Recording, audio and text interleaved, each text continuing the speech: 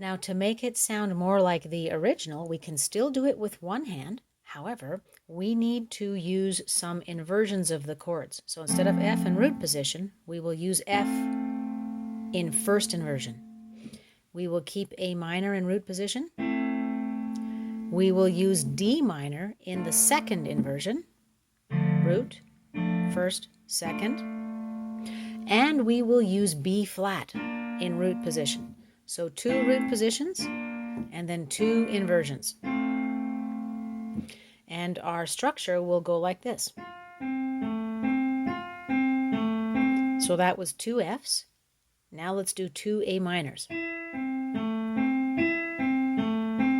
Now let's get into that second inversion of the D minor chord. And finally, root position of the B flat major chord. And repeat that over and over for the whole 5 minutes of this song. A minor, D minor, second inversion, B flat major. You can pair each of those chords with its corresponding bass note with your left hand. F, A,